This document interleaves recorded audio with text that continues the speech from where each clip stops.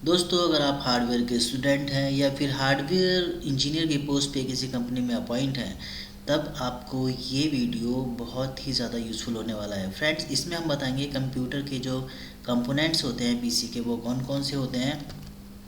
साथ ही हम आपको बताएंगे कि ये जो डिफरेंट पार्ट्स ऑफ पीसी के जो पार्ट्स होते हैं डिफरेंट डिफरेंट, वो कौन कौन से होते हैं, इसके अंदर कौन कौन सी डिवाइस आती हैं, जैसे input device, output device, storage device, processing device, communication device, infrastructure device.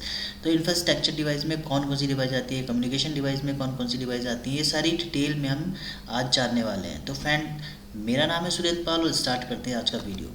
तो फ्रेंड, सबसे पहले कंप्यूटर जो होता है हमारा पर्सनल कंप्यूटर, वो दो चीज़ों से मिलके बना होता है, हार्डवेयर और सॉफ्टवेयर। फ्रेंड्स, हार्डवेयर क्या होता है, जिसे हम छू सकते हैं, जिसे टच कर सकते हैं, उसे हम हार्डवेयर बोलते हैं। सॉफ्टवेयर जिसे हम टच नहीं कर सकते। सपोज़ ये गूगल लिखा हुआ है, तो आप अगर जी पे क्लिक टच करेंगे अपने हाथ से, तो आप जी को टच नहीं कर पाएंगे। क्यों? क्योंकि आप जो स्क्रीन है यानी ग्लास है, ग्लास की स्क्रीन को आप टच कर रहे हैं, तो वो क्या है, वो हार्डवेयर हो गया। और जो ये जो हम जो भी लिखा हुआ है, ये सब प्रोग्रामिंग से मिलके बना हुआ है। सपोज इसके अंदर कोई फ्लावर है, तो आप फ्लावर को टच नहीं कर सकते, आप ऊपर ग्लास को टच कर रहे हैं, फ्लावर को नहीं। तो फ्लावर क्या हो गया, वो प्रोग्रामिंग से मिलके बना हुआ है, तो वो हो गया सॉफ्टवेयर। और जिसे हम टच कर सकते हैं वो हार्डवेयर, यानी कंप्यूटर का कोई सा भी पार्ट आप टच कर सकते हो तो कंप्यूटर हार्डवेयर हो जाता है। तो फ्रेंड्स, ये जो है इसमें लार्ज नंबर ऑफ कंपोनेंट्स होते हैं, यानी इसके अलावा भी इसमें लार्ज नंबर ऑफ कंपोनेंट्स होते हैं, जैसे डायोड, ट्रांजिस्टर, कैपेसिटर और भी बहुत सारी चीज़ें। तो फ्रेंड्स, इसके बाद हम चलते हैं डिफरेंट पार्ट्स ऑफ डिवाइस, यानी सर जो हमारा पीसी होता है, इसके अलग अलग डिफरेंट पार्ट्स होते हैं, जैसे इनपुट डिवाइस होता है, आउटपुट डिवाइस होता है, स्टोरेज डिवाइस होता है, प्रोसेसिंग डिवाइस होता है, कम्युनिकेशन डिवाइस होता है और इंफ्रास्ट्रक्चर डिवाइस होता है। तो सबसे पहले हम बात करेंगे इनपुट डिवाइस की। तो फ्रेंड्स, ऐसी कोई सी भी चीज़ जिससे सीपीयू के अंदर इंस्ट्रक्शन को फीड किया जा रहा है या डाला जा रहा है, तो उसको क्या बोलते हैं, इनपुट डिवाइस। यानी ऐसी कोई सी भी डिवाइस जिससे आप सीपीयू के अंदर सिग्नल को भेज रहे हो, तो सारी इनपुट डिवाइस होगी। जैसे कीबोर्ड, अब कीबोर्ड जो है ये भी हमारी एक इनपुट डिवाइस है, क्योंकि इससे हम जो है कोडिंग को सीपीयू के अंदर भेजते हैं। तो इनपुट डिवाइस ये जो फ्रेंड्स, ये भी दो टाइप के होते हैं, एक PS2 में आता है और एक USB में आते हैं। PS2 जो कीबोर्ड होते हैं, वो मैं आपको बता दूं, वो इस तरह के जो दिख रहे हैं, ये PS2 माउस के लिए है और ये PS2 कीबोर्ड के लिए है। मगर अब तो वो बंद हो गए हैं ना, आप देखते होंगे सारे टोटली USB कीबोर्ड माउस आते हैं या ब्लूटूथ का यूज़ करते हैं लोग। तो पहले ये चलते थे और अभी भी आ रहे होंगे। तो आप देख सकते हैं, ये जो ग्रीन कलर का है, ये माउस के लिए होता है, और जो ये आपका कलर का है, जो ये हमारा होता है कीबोर्ड के लिए। इसके बाद ये USB, अगर USB माउस होगा तो फ्रेंड्स हम इस वाले पोर्ट में लगाते हैं। ठीक है फ्रेंड्स, और इसके बाद हम चलते हैं, ये है माउस। अब माउस जो होता है, ये भी एक इनपुट डिवाइस है। चूँकि जितने भी सिग्नल, ये जो पॉइंटिंग डिवाइस होती है, ये पॉइंट के थ्रू सिग्नल को अंदर, डाटा को भेजता है, यानी सिग्नल को अंदर भेजता है। इसके बाद स्कैनर होता है फ्रेंड्स। स्कैनर क्या करता है, हार्ड कॉपी को सॉफ्ट कॉपी में बदलता है। यानी ये जो पूरा प्रिंटर है, ये 3 in 1 है, इसमें प्रिंटर भी है, फोटोकॉपी भी है और स्कैनर भी है। पहले क्या होता था कि एक ही स्कैनर आता था, ओनली जो ये ऊपर का हिस्सा है ये स्कैनर का है। तो ये जो ओनली स्कैनर है, ये इनपुट डिवाइस है, क्योंकि ये सॉफ्ट कॉपी को हार्ड कॉपी को सॉफ्ट कॉपी में बदलता है। यानी आपके पास सपोज एक फ़ोटो है, आपने इसको खोला, फ़ोटो को यहाँ पे रखा और इसे स्कैन करा दिया, तो ये स्कैन करके सीधा आपके कंप्यूटर के अंदर पहुँच जाता है, तो ये अंदर भेजने का काम कर रहा है। तो ये क्या हो गया, इनपुट डिवाइस। और नीचे की बात करें प्रिंटर, तो फ्रेंड्स ये प्रिंटर इनपुट डिवाइस नहीं है, मैं सिर्फ स्कैनर की हम बात कर रहे हैं। तो टोटली इतना जो एरिया है, ये क्या है, इनपुट डिवाइस, यानी इसके अंदर जो स्कैनर है वो इनपुट डिवाइस है।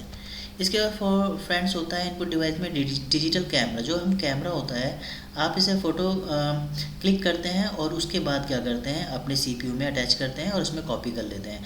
तो ये भी सिग्नल को अंदर भेजने का काम कर रहा है, तो ये भी एक इनपुट डिवाइस है। इसके बाद होता है इनपुट डिवाइस, ये है हमारा मिक। अब माइक क्या करता है फ्रेंड्स, आपकी वॉइस को रिकॉर्ड करता है और सिस्टम के अंदर इनपुट कर देता है, यानी सिस्टम के अंदर ट्रांसफ़र कर देता है। तो ये भी क्या है, हमारा इनपुट डिवाइस। लाइट पेन आपने देखा होगा कि जो डिजिटल बोर्ड होते हैं उस पर कई टीचर्स को पढ़ाते हुए देखा होगा, तो वो लाइट पेन का यूज़ करते हैं। और फ्रेंड्स जैसे स्क्रीन है, अब स्क्रीन पे आप मार्कर से लिखेंगे तो उसमें निशान पड़ जाएगा, या पेन से लिखेंगे तो निशान पड़ जाएगा। तो स्क्रीन के ऊपर ये लाइट पेन होता है जो कि जो है कि लाइट से ही चलता है, और ये भी एक इनपुट डिवाइस है। फ्रेंड्स इनपुट डिवाइस तो हमारा हो गया, आप समझते हैं आउटपुट डिवाइस। अब आउटपुट डिवाइस में कौन कौन सी डिवाइस आती हैं? डिस्प्ले सिस्टम, यानी जो मॉनिटर होता है हमारा, display card, sound card, printer, fax, headphone. तो सबसे पहले हम बात करेंगे डिस्प्ले सिस्टम यानी मॉनिटर की। तो फॉर फ्रेंड्स मॉनिटर क्या होता है? मॉनिटर भी हमारा एक आउटपुट डिवाइस होता है। ये आउटपुट डिवाइस क्यों है? क्योंकि जो भी ये हमें देने का काम कर रहा है, जो ग्राफिक्स आपको दिख रही है ये आपको दिखा रहा है, यानी ये आपको दिखा रहा है तो आपको दे रहा है। तो ऐसी कोई सी भी चीज़ जो आपको देने का काम कर रही है वो सारी आउटपुट डिवाइस होती हैं। दूसरा हमारा है डिस्प्ले कार्ड। अब फ्रेंड्स डिस्प्ले कार्ड जो होता है ये हमारे PCI स्लॉट पे लगाया जाता है, और यहाँ से VGA केबल को कनेक्ट करके मॉनिटर में लगा दी जाती है। जो अभी हम मॉनिटर देख रहे थे, ये जो मॉनिटर है इसमें यहाँ पे लगा दी जाती है। तो फ्रेंड्स ये जो है ये भी एक आउटपुट डिवाइस है, क्योंकि सिग्नल यहाँ से निकल रहे हैं, ये देने का काम कर रहा है, और वहाँ पे जाने के बाद ये सिग्नल को कहाँ भेज देता है? मॉनिटर में भेज देता है फ्रेंड्स। तो फ्रेंड्स इसके बाद अब ये जो कार्ड लगता है, कार्ड हम यूज़ क्यों करते हैं? सपोज जो मदरबोर्ड है, मदरबोर्ड में VGA पोर्ट ये वाला भी है, तो यहाँ से हम केबल को कनेक्ट करते हैं, मॉनिटर में कनेक्ट कर देते हैं, तो ये आउटपुट डिवाइस है। मगर कभी कभी ये ख़राब हो जाता है, तो ये जो आपको PCI स्लॉट दिख रहे हैं, सॉरी जो ये आपको PCI स्लॉट दिख रहे हैं वाइट कलर के, तो ये जो कार्ड है ये कार्ड उसी में PCI स्लॉट में लगा दिया जाता है, और फिर इसका यूज़ किया जाता है। अगर ऑनबोर्ड जो सिस्टम ख़राब हो गया है, ऑनबोर्ड जो हमारा VGA पोर्ट है वो ख़राब हो गया है, तो हम इसका यूज़ करते हैं। इसके बाद फ्रेंड्स आता है साउंड कार्ड। इसी तरह से साउंड कार्ड हमारे मदरबोर्ड में इनबिल्ड होता है, और ये भी एक आउटपुट डिवाइस है, क्योंकि आपने देखा होगा जो स्पीकर लगाए जाते हैं वो साउंड से यहाँ से ही कनेक्ट होते हैं। ये देखिए ग्रीन कलर से हम अपने स्पीकर को कनेक्ट कर देते हैं, तो ये भी क्या है? एक आउटपुट डिवाइस है, क्योंकि हमें साउंड दे रहा है। तो फ्रेंड्स देखिए मदरबोर्ड में तो इनबिल्ड होते हैं, और वो यहाँ पे आप इसको कनेक्ट कर सकते हैं। तो इसके बाद आता है आउटपुट डिवाइस में प्रिंटर। फ्रेंड्स प्रिंटर भी हमारा आउटपुट डिवाइस है, क्योंकि ये क्या करता है? हमें आउटपुट देता है। जो भी आप प्रिंट लेते हो तो ये सिर्फ देने का काम करता है, जो भी कमांड देते हो उसको ये प्रिंट कर देता है। इसके बाद आता है हेडफोन। हेडफोन भी एक आउटपुट डिवाइस है, बिकॉज ये आपको साउंड दे रहा है। इसके बाद बात करते हैं स्टोरेज डिवाइस की। स्टोरेज डिवाइस में क्या क्या होता है friends? Magnetic device, optical device, solid state storage device, digital audio tape. तो फ्रेंड्स सबसे पहले बात करेंगे मैग्नेटिक डिवाइस की। तो फ्रेंड मैग्नेटिक डिवाइस में हार्ड डिस्क आती है, और ये फ्लॉपी ड्राइव्स आती हैं। पहले फ्लॉपी ड्राइव चलती थी, जबकि अब तो आपको देखने को नहीं मिलेंगी फ्लॉपी ड्राइव्स। पहले के पुराने कंप्यूटर में आपको फ्लॉपी ड्राइव भी देखने को मिल जाएंगी। तो इसमें 1.44 MB का डाटा आता है। और फ्रेंड्स ये हमारी हार्ड डिस्क, ये भी मैग्नेटिक डिवाइस है। इसमें जो ये ट्रैक जो हमारी प्लेट है, ये यहाँ पे ट्रैक और सेक्टर में डाटा होता है, और जो ये हमारा यहाँ पे जो होता है सेंसर होता है, ये लेंस होता है, यही इसको डाटा को पढ़ता है। तो फ्रेंड्स ये जो है पढ़ने के बाद ये जो है ट्रैक और सेक्टरों में इसका डाटा होता है बाइनरी कोडिंग में।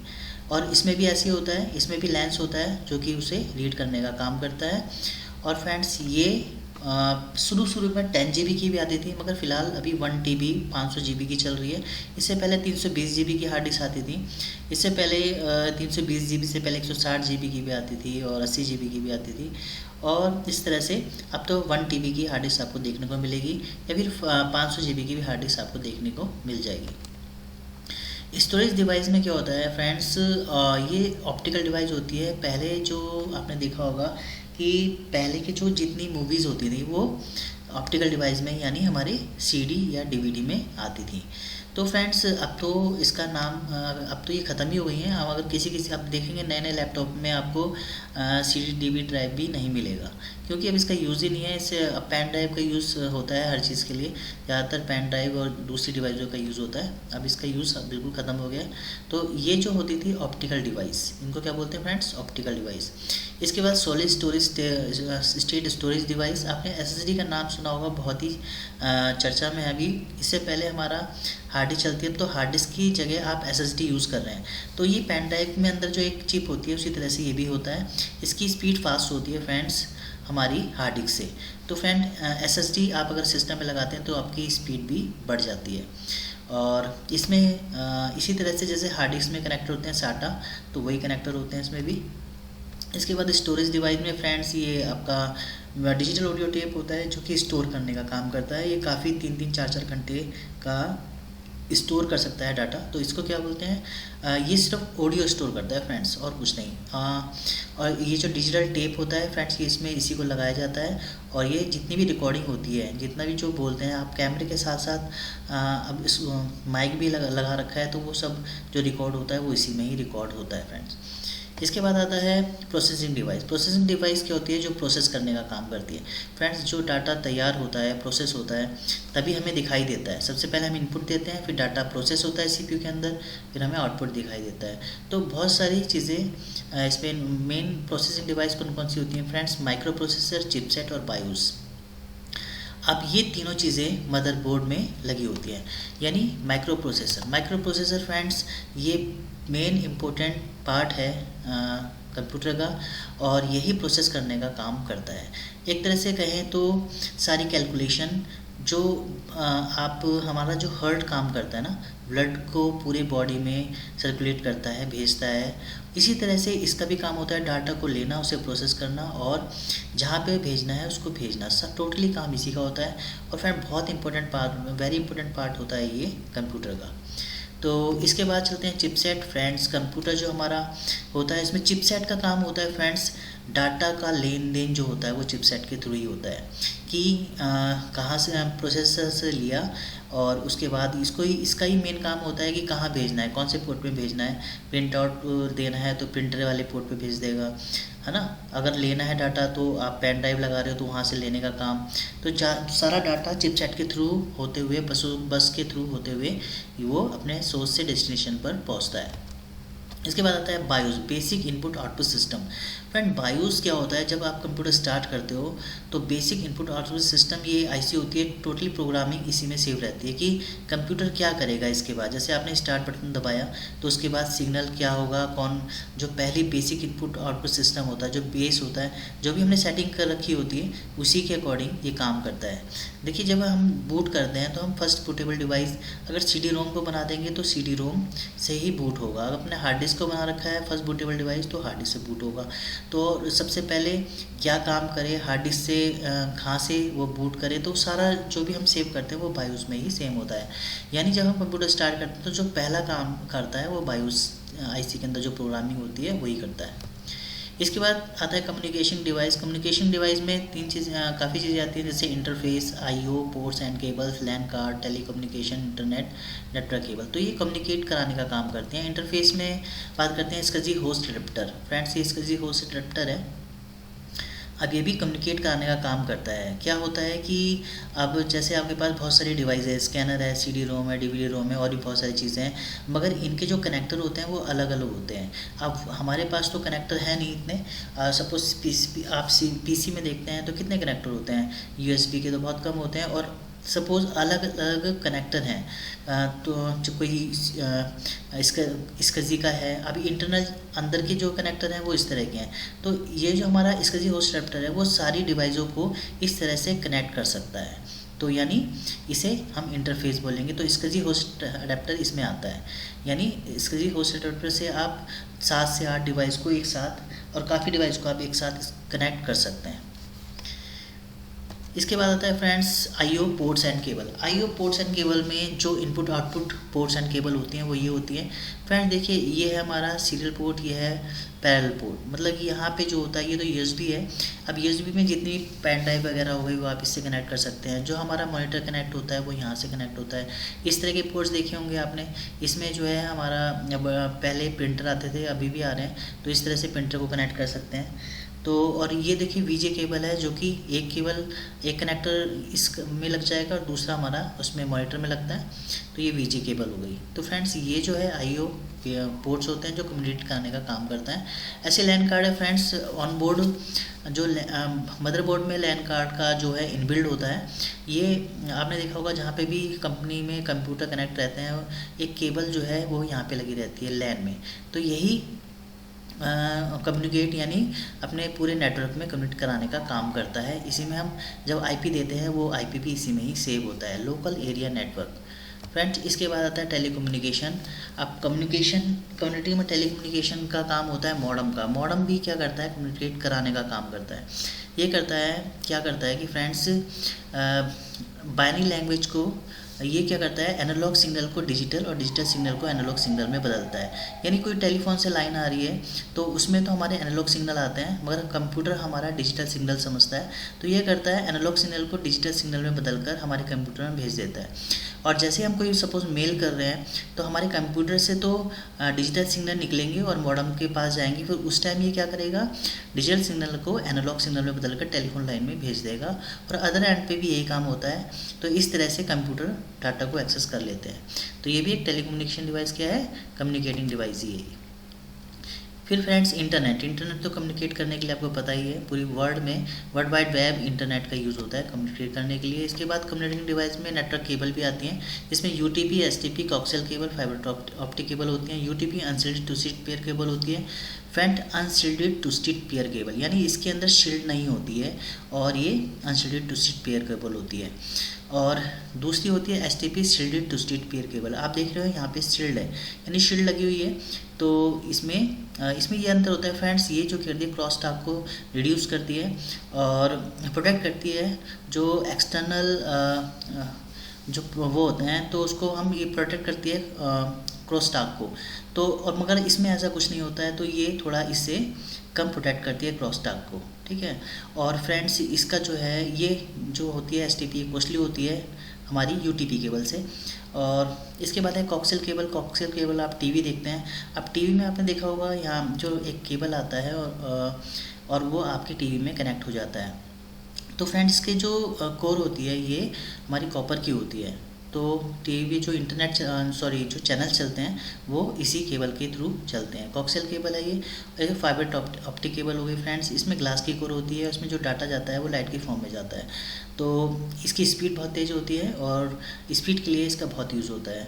एक स्टेट से दूसरे स्टेट, एक सिटी से दूसरी सिटी में डाटा ट्रांसफ़र करना है तो इसी का यूज़ होता है। फ्रेंड्स के बाद आता है इंफ्रास्ट्रक्चर में जैसे कि कंप्यूटर जो होता है, इसमें सिस्टम केस आता है, पावर सप्लाई आता है, मदरबोर्ड आता है। अब सिस्टम केस क्या होता है, जो आप खाली कैबिनेट लेके आते हैं सिस्टम केस होता है वो, उसी के अंदर हम सारी चीज़ें कनेक्ट करते हैं, मदरबोर्ड से यहाँ पे SMPS, हार्ड डिस्क। तो इसमें क्या है प्रोटेक्शन, ये प्रोटेक्शन के लिए यूज़ होता है, जैसे कि हमें करंट ना लगे, इसमें डस्ट नहीं जाती है, वो जो पार्ट होते हैं वो सारे सिस्टम केस के अंदर रहते हैं तो वो सेफ़ रहते हैं। तो इसका बहुत ज़्यादा यूज़ होता है, इसी का ही मेन यूज़ है। अगर फ्रेंड्स ये नहीं होगा, हम खुले में अगर हमें सारे कंपोनेंट लगा देंगे तो हमें करंट लगने का भी डर रहेगा और हमारी इसकी लाइफ भी कम हो जाएगी जितने भी कंपोनेंट हम लगाएंगे। इसके बाद वेल डिफाइंड स्ट्रक्चर का मतलब होता है फ्रेंड्स कि इसमें हर जगह जहाँ पे जो चीज़ लगनी है उसका स्लॉट दे रखा है। यहाँ पे हम SMPS लगाते हैं, स्विच मोड पावर सप्लाई। देखिए हार्ड डिस्क के भी इतने सारे स्लॉट दे रखे हैं, तो यहाँ पे मदरबोर्ड लगाने का एक स्लॉट दे रखा है, ठीक है। इसके बाद है वेल डिफाइंड स्ट्रक्चर, तो हो गया फ्रेंड एक्सपेंडेबिलिटी मतलब जैसे एक हार्ड डिस्क लगी तो दूसरी हार्ड डिस्क भी आप लगा सकते हैं, तीसरी भी लगा सकते हैं। कूलिंग के लिए देखिए आप एक फ़ैन दे रखा है बाहर की तरफ, तो इसमें एक फ़ैन भी दिया होता है, जब प्रोसेसर काम करेगा हीट करेगा तो यहाँ से जो हीट होती है, वार्म हवा होती है, एयर होती है, वो उसको यहाँ से बाहर को फेंक देता है। स्टेटस डिस्प्ले में इसमें एक डिस्प्ले भी होता है फ्रेंड्स, जिससे कि पता चलता है कि कंप्यूटर ऑन है, पावर ऑन हो गया या नहीं हो गया, हार्ड डिस्क काम कर रही है या CD-ROM सिस्टम काम कर रही है नहीं कर रही है, वो सारा इंडिकेट करता है LED के थ्रू।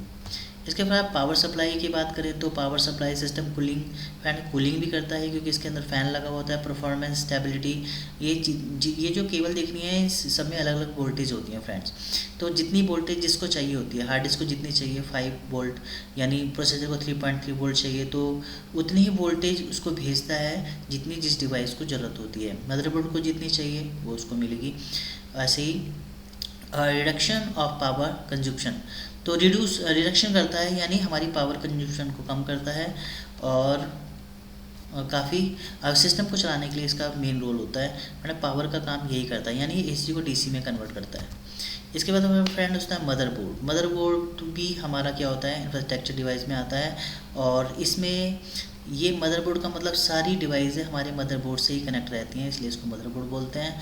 और आप देख सकते हैं मदरबोर्ड के बारे में और डिटेल में बताएंगे। तो फ्रेंड्स, वीडियो अच्छा लगा तो प्लीज़ लाइक करें, सब्सक्राइब करें, शेयर करें। Thanks for watching.